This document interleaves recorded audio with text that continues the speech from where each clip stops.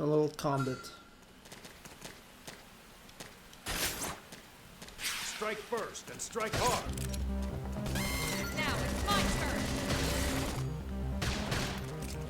Sliding slinger. Let's see. Flame grenade.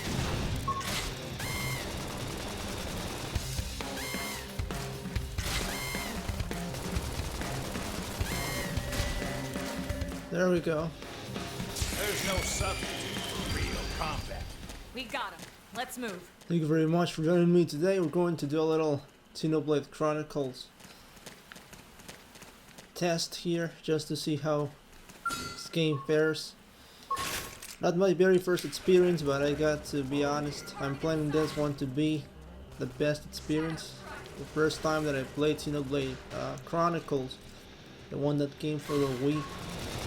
Played around 5, possibly 8 hours, not more than 10 hours. I was planning to get it, but it was almost impossible to get the hang of that game, to be honest. So now I finally got myself to buy this game, and let's see how it goes. Seems like the core mechanics are still the same. You're getting items, loots, through fighting other monsters. The graphics, there seems to be a little bit, of course, increased. The textures, pretty much everything has a major upgrade. Not like very crisp HD graphics, but still this is quite respectable, taking into account, of course, the magnitude that this game has. This is not a game that has Engaging. Lay down some fire. a very short story or a very short, of course, world to be in. This is a huge game, so we want to take into account that information. And well, this game is actually huge. If you compare it to some other games nowadays, the size, the actual, you could say, the actual way the game is going to be managed, or in the end, the size the game has, it's actually not too big compared to this game. This game world is huge. It has a lot of things to do. It's basically it's one of a kind game that it's not easy to find, that's for sure. So actually I quite enjoyed those first 10 hours that I played from Xenoblade Chronicles. Now I'm willing to truly see if we can finish this game. Let's move. So this that you can see right now, it's basically the first part of the game that you see right after the, you could say, intro. The very actually small tutorial. This game is not, doesn't throw at you a very large tutorial, and it's actually not too hard to play it with. You don't require to know a lot of stuff. Sometimes you can see some, as you can see, there's my descriptions underneath for each of the actions. It's giving you a brief description on what it does.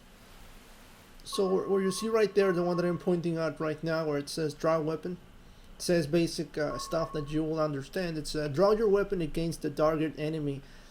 You see here on the right side the controls. The target lock goes with the L button. You target with the R button. You switch the weapons with the X button, and basically all the information that you need to know, basic controls, are here on the right side. And on the right bottom you see there's a battle menu, so you can use that battle menu to choose actions. Let me show you that. Right, you can choose actions for your squad. You can choose if they want to activate the overdrive action, if you want them to assemble, if you don't want them to use the scales, if you want them to board the scales, if you want them to leave the actions to you, if you want to keep them detention mob, if you want them to use ranged attacks, if you want them to use melee attacks, if you want them to concentrate the fire, or if you want them to do as they please, like whatever they want to do. That's basically what they do with that action. And actually you can choose per each member. You can choose the entire party what to do, and as you can see, Elma, which is the name of the other character that is right beside me, you can choose individually which one, which is the action that you want that character to do. So that's basically what it means. So when you see the character name on the top and then you see all the lists on the bottom, that's basically what you need to choose to see if that character wants to, of course, perform a certain task or a certain way that you want him to be supporting your team or yourself.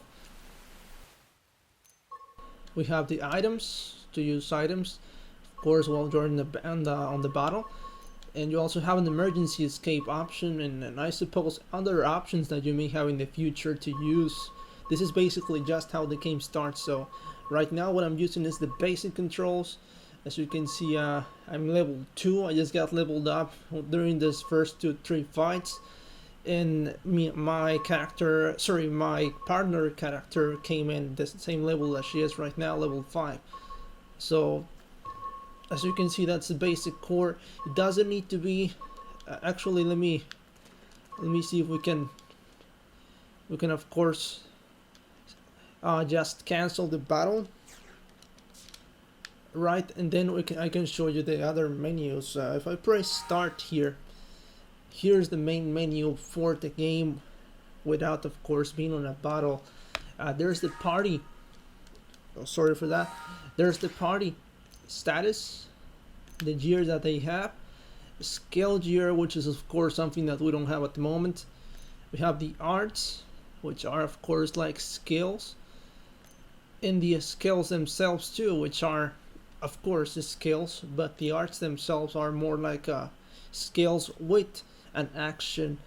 The classes that you can choose from when you of course level up and have different classes to choose from on your menus.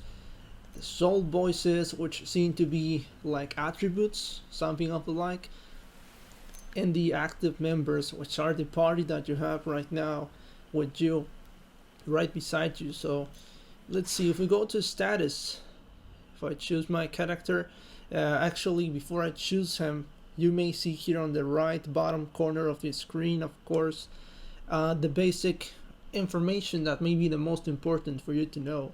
You see the rank of your character, you see the attribute resistances that the character has, you see the potential points, the melee attack points, the melee accuracy, the total melee attack, the TP points, HP points, hit points of course, total ranged attack points, the defense, ranged accuracy, ranged attack, and evasion points. Now if you go and of course click confirm on your character, it's going to give you more information, more detailed information. Like you can swap from there and actually look also the equipment. You see here the gear, which was on the last menu. So you have the proto assault rifle, which is the one that came with me from the very beginning, the proto knife, the prototype headset, prototype shirt, basically all prototype equipment. And of course all of that is the one that came from you from stock. And you can see on the left side, sorry, on the right side of the screen, you can see information regarding that each piece of individual equipment. So let's per se, the prototype pants is giving you also description underneath of the name of the equipment, where it came from basically, or who created it. You see how many points you get from that equipment, which you get 3 points. You also see how rare the equipment is. This one is a common equipment. It's a level 1 equipment. And also you see of course the maker, as I mentioned before, that's the one that make the equipment. You also see how it affects your attributes. You see 0 points in that information for what it looks like, something like impact. So it could be physical, You see thunder -5, fire -5, water I suppose -5, something that looks like poison -5, and something that looks like wind -5. So that's actually how it affects you with that equipment, and that goes for each one of all the pieces of equipment, all the different pieces of equipment. You can only use a piece of equipment that is according to your level. So if you're trying to use something that you see that is level 5 and you're just level 3, you will not be able to wear that until you get to that level. So that's basically how that works on that matter. If we go to the next menu, you see the arts that you have. So I have chrome armor, flame grenade, and assault hammer, which are the, of course, the skills / abilities that I mentioned before, which help you in battle, sorry, that you can use. It gives you a description. In this case, the chrome armor grants you a physical resistance, sorry. It boosts your physical resistance. The secondary cooldown bonus, it's a minute reuse, so you can basically use it again after the secondary cooldown enters. The tertiary cooldown bonus is also in minute use, and there seems to be no special effects. So you see the effect range is only on one ally, or of course that means yourself. There's no attribute to it. It has no TP cost. It has a 30-second cooldown, which of course is the time that it takes for the ability to load so you can use it again. It doesn't have any hit scaling, no hits of course. It's only just something to boost your resistance. It has the effects, of course, are physical resistance upgrade, and of course the effect duration, it's only 15 seconds. So that's basically what you get after activating that. And that goes for each one of the abilities. If you analyze this one, which is of course a physical one, sorry, it's not actually a defensive one. This one is actually an attack. You can see that it's going to target only one enemy. The attribute is thermal. It has a cooldown, a TP cost also of 0. It has a cooldown of 30 seconds. The hit scaling is 300%. It's only one hit. In the additional effects, in this case, we have the Blaze 1. So I think, of course, that 1 is the level, and Blaze is in this case, the additional effect, which in this case is something like fire, of course. The effect duration is 15 seconds. That's, of course, the time that it could last. That effect, Blaze 1, I mean, of course, could be something that burns the enemy for 15 seconds or something of the like, of course. But, of course, it seems to be something like it's making damage throughout 15 seconds to your enemy when you use that ability on them. So when you see the art description, you can see adds thermal damage plus inflicts blaze plus bursts stop at targets. It boosts damage. So the secondary cooldown bonus, it's increasing that damage to 250%. And of course, if in the tertiary cooldown bonus, you get a 400% bonus on that damage. So also, if you see the special effects, it says that it deals around 50 enemies inflict with topple, and that's on top of what you already got before. So that's you could say additional to what you do. So as you can see, that's what it goes for the defensive abilities and also for the attack abilities. This one is actually very similar. It's also a physical attack, but this one, as you can see, works similar to the first one. It has immediate use, doesn't have any special effects. It deals physical damage plus it inflicts topple to that enemy. It's only one hit. It has an additional effect of topple level 1. It only lasts around 4 seconds. It has a hit scaling of 300%. It has a cooldown of 50 seconds. It has a TP cost of 0 points. It's a physical attack. That's the attribute. And the target is only going to be, of course, only one enemy. That's a very, as you can see, it's a very deep yet simple way to also check what you can do with your arts or abilities. If we go to the next page, skills. I don't have any skills at the time. Those may be in the future acquired through the level up system possibly, or you may need to, of course, create some items so you can equip them to yourself. I'm not very sure how it's going to work, but as you can see, that's the core of that action. And also the soul voices, as I mentioned before, are like actually kind of like you would say something like actually like attributes too, because as you can see, they are like they have descriptions for different type of boosts, so you can create your character and make it the way that you wish it to be. This one is kind of balanced. You have a melee range, and also is going to go also for a bit of a defensive boosting. Not, and I see other arrow pointing down, which could be a de-boosting, de-buffer, of course. The gear, which could be, of course, something like kind of like engineering character, of course. If you see activate overdrive there, which is the one that has that gear device, it says it's now or never. Greet yourself with an aura. So plus 1 tier 2 auras and reduces cooldown by 50%. So it's actually something like a booster to your stats, to your attacks or your abilities that can help you reduce the time for cooldown for them by 50%. So also we see a little white, it's kind of like 2 points actually, but looks like 2 gears, to be honest. I'm not able to see very clearly what it is, but it's kind of there also to be used as one part of the abilities that you have.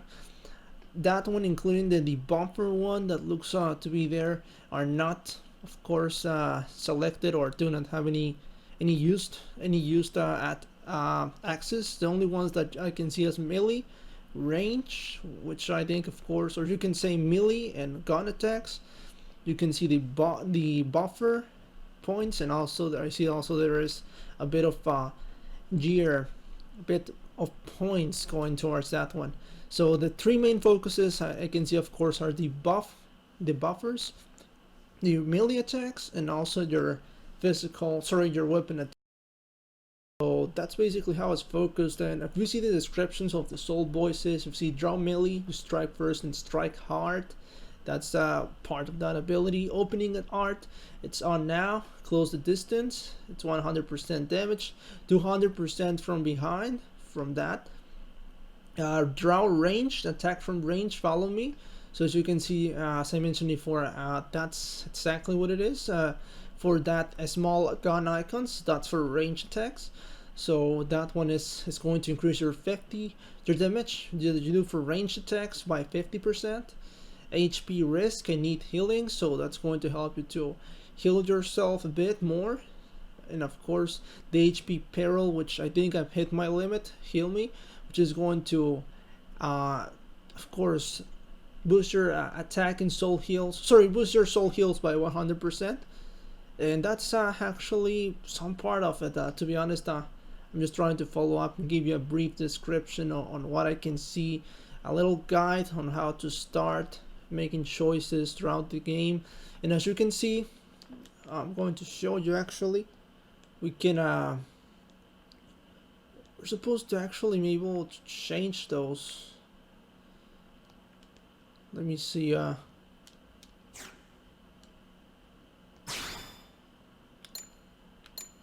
Actually, seems like we need to do that from a different menu. Sorry for that.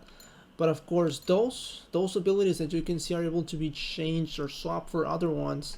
So you can get different soul voices abilities and get to use different types of attacks, mix up everything, so you have to set the way you wish it to be. And of course, you can buff melee, you can buff range, you can buff debuffers, you can buff buffers, you can buff gear, or of course assistance, or you can buff the other type of equipment, which I'm honest with you, I don't know what's for at the time.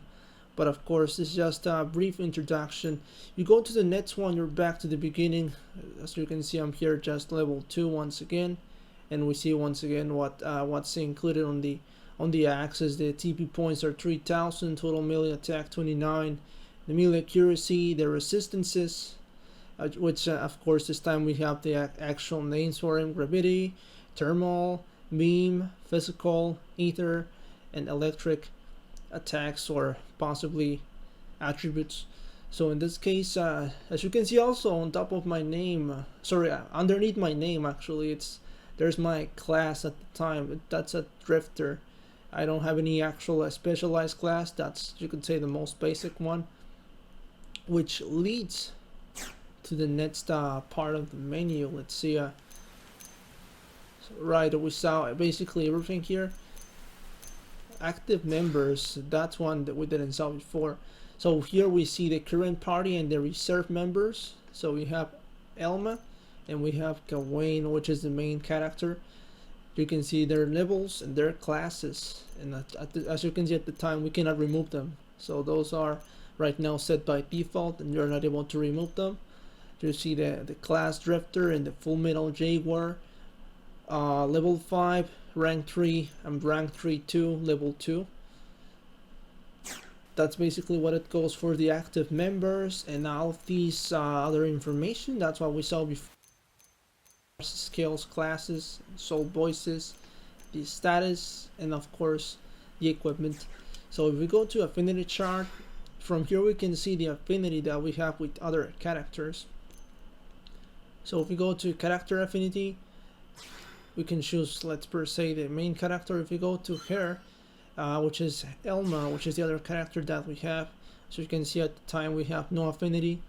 We have the points to note about that character, has the race, the gender, the occupation, and the age of that character, and it has the connections that she has with other characters. So it says a reclaimer and former colonel in the coalition heavy armor training unit known as the Skeleton Crew. I see, so that's also like a brief description story of her character. And also Gawain, which basically has no information on, only just the race and the gender of the character, but there's no other special information or something to note. Or as you can see, it doesn't even say the age of the character or the occupation, so very basic information for the main character. Let's see also player affinity. It's actually not it may show us only the affinity of the characters, but actually how it's faring with other characters at the time. So it's very basic information because we haven't formed any bonds. The intel, you can see here your inventory, your info. Sorry for that. That was my cell phone. Let me move this out of the way. Sorry for that. Okay. We can see the inventory, the info, the achievements, and the enemy endeds. So if you go here, let's per se to the inventory, we're going to saw the range weapons that we have, melee weapons, armor, skill weapons, skill armor, augments, materials, precious resources, appendage fragments, data proofs, collectibles, important items, and consumable items. That's quite a hefty amount of information and different types of equipment that you can have. The range weapons, we only have advanced storm assault rifle, we have bust knife and advanced iron knife, prototype bodywear and prototype boots. We have no skill weapons, we have no skill armor, we have no augments, we have materials, one black beta wing, tatty insect wing, which is the ones that we captured from fighting just a few moments ago. We have no precious resources, we have no appendage fragments, we have no data proofs, we have lazy potato on the collectibles, the Station Fleaworth, the sweet Nirin, and the ball mosquito. And the important items, we have nothing, and consumable items actually nothing too. So that's the menu for basically all your items on the inventory. The info is going to inform us on all the different locations that this game has to offer. At the time, there's no information basically, as you can see, because we haven't visited any of these. So that may be available for us to see in the future, of course. We go to achievements. That way you can keep track of your achievements. The prologue in progress, 2 achievements. Is part of course. At the time, there doesn't really give me any details. Let me see if oh no, that's only to filter the results. But of course, as you can see here, we can see all the achievements, which seem to be quite a large list. Wow, that's huge. And we actually can see only 8 from 749 different achievements. That's just showing you a bit of the scale of this game. Wow, we have all the achievements. They're of course just here. You can see that they are like separated in different type of achievements. These are all the achievements. These are the history achievements. These are the combat achievements, which there's my first loot, opening a treasure from battle spoils for the first time. We have also the world achievements, and that will be it basically. But as you can see, it's a pretty large list. The enemy endings, based on the, of course, the result, we'll see all the enemies that we found. So if you go to all enemies, we'll see the origin bladder, the people bladder, and the miniature at Secular. So as you can see to the left side, it actually shows a pretty, well, not so pretty, but of course you can see a quite detailed enemy animation, which it's quite good actually. And on the right side, you can see the different levels that you can find them, the experience that they have, the location that they are in. The time and weather is not available at the time, and the salvageable materials, which in this case we see the tatty insect wing for the miniature at Secula, and for the miniature bladder we see black bladder wing and tatty insect wing. This one actually is showing us the time that it can be found. It can be found between this 19 and the 5th hours. It has on all weathers. It can be found on all weathers. The location is the same weather in at the moment, Primordia. Experience 7 to 20, and the level can be from 1 to 10. And something similar goes to the origin bladder, which actually seems to be found throughout all time, from 0 to 0 hours. The weather can be in all weather conditions. Experience 7 and only level 1. So that's how it goes for the bladder. And that one was actually the boss that we fought at the beginning. It was and this is the people bladder, which seems to be a bit more powerful than the very first one, of course. So that's what it goes for the enemy index. You can see here the enemies by category, and here you can see them by region. So we're now at Primordia. So all the enemies that we know, of course, are only at Primordia. We didn't visit yet these other regions. So Noctilum, Oblivia, Silbalum, Calderas, and other are not available. Only Primordia, which are of course the 3 insects that we saw before, the 3 creatures. So that's what it goes basically for the enemy, and it's Collectopedia. This one may be for collectibles, of course, and we haven't done anything like that at the time. You can see basic information. Collectopedia is not available at the time.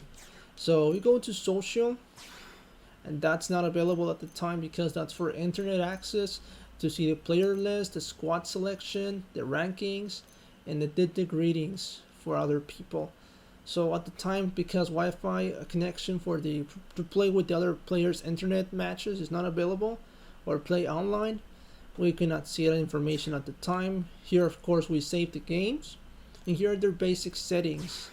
We can change the game settings. We can toggle the gamepad screen to play on the gamepad screen or in the TV only, or we can return to title screen via this menu. So manual, of course, is going to show us all the information on the game, how to play it, the basics, but that's only, of course, basically the core that you saw before of the gameplay. That's basically what I mentioned before. Throughout all of this time, the way that you need to fight. So let's actually, just to finish on a high note, of course, let's face one enemy. Actually, this also you'll find in around the map. These are like items. Item of Tiny, that was the deflection mirror. There's another one. This one is a shield mirror, deflection shield mirror. So let's see. For this matter, to start a fight, you need to target the enemy with the R button, as you can see on distraction, as I mentioned before. So let's press R, sorry, and then you can choose if you want to start right from the get-go with an ability or an attack, or you start just drawing your weapon and attacking the enemy. So I'm going to swap out, and I'm going to start using the attack weapon, the assault rifle. Sorry for that once again, and let's go. 1, 2, 3. We initiate the attack, pressing it. Here I come, sunshine. They're off guard. And as you can see, also your ally is going to start assisting you throughout this process.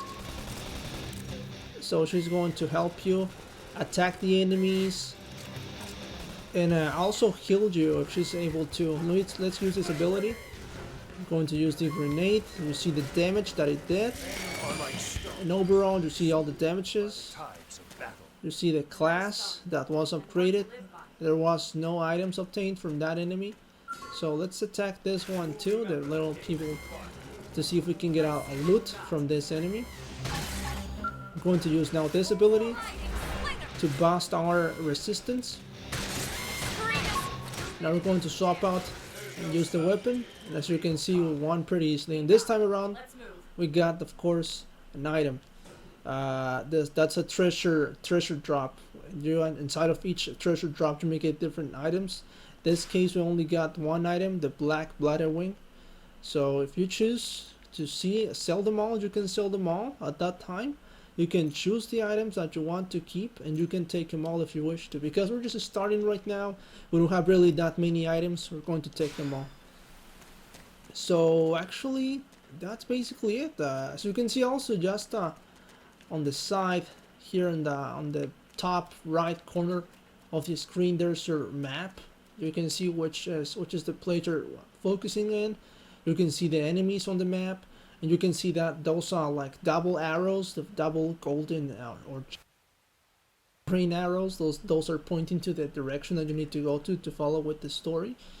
But as you can see, the whole world is able for you to continue playing, to fight other enemies, to get loot, to upgrade your character. So this game is actually quite extensive, and in my opinion, one of the greatest type of games that you can find out there if you want to invest a lot of time on a game and of course get a great feeling about it. So actually what you saw was the core only of what you can do with this game, but that was just the basic core that you can follow with this game. So at this time, I really appreciate you watching the video. Thank you very much for being here with me. Let's hope that we can upload more videos in the future. Take care, please. Have a great time with your family this new year, of course. And thank you very much for watching. Thank you.